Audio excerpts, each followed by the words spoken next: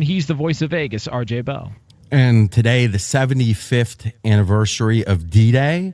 Here's one thing that I figured out as times pass and, hopefully got some wisdom. There's always a sense that ultimately the right answer is going to be found. And that's the end of the movie. That's the end of the book. And sometimes it'll be kind of a Sopranos-like elliptical ending. It's like, what was that? Oh, life goes on, keeps on turning. Okay. But in general, that's an ending too, is that there is no ending. But we do have that narrative structure in our thinking. We learn through stories, but we never know at what point we are in the story. We feel like it's over, maybe. WW2, the Nazis went down. But who's to say that the Nazis don't rise again, and in 300 years, they look back at that 80-year period, 100-year period when the Nazis were down in the dumps. In their movie, that one is a montage. It goes by real quick, and they're back to the Third Reich. Okay, so I don't know where we are in the story, but I do know this. The stories we tell, it's not always obvious what stories are going to be remembered. If you go back to the 30th anniversary of D-Day, which would have been 74, it was the end of the Vietnam War. There were soldiers being spit on, literally, and coming back from Vietnam. Today, the one institution that is sanctified left is the military. That wasn't the case in 74. It was probably the most reviled institution.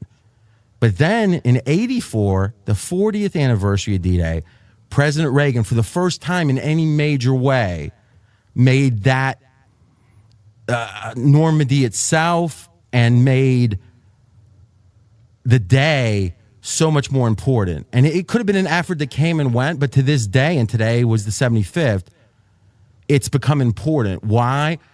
Partially because Reagan brought it back. We've got a 2-minute clip, 2 minutes only, but this might be the most interesting 2 minutes of any show today. Let's listen.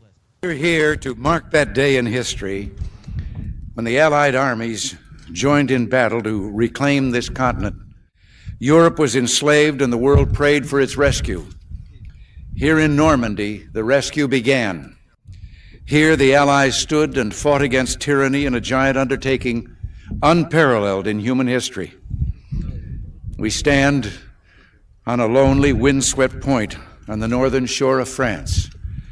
The air is soft, but 40 years ago at this moment, the air was dense with smoke and the cries of men, and the air was filled with the crack of rifle fire and the roar of cannon. At dawn on the morning of the 6th of June, 1944, 225 Rangers jumped off the British landing craft and ran to the bottom of these cliffs.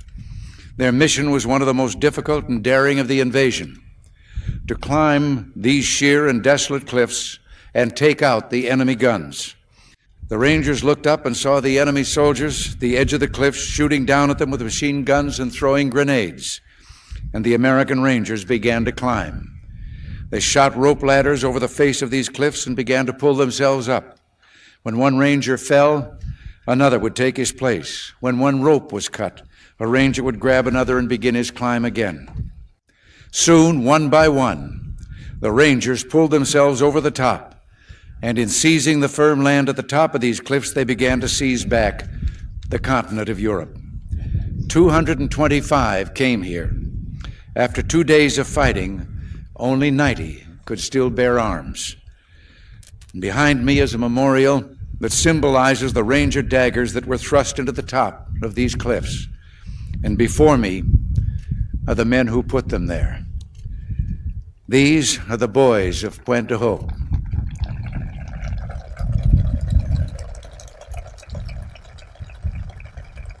These are the men who took the cliffs.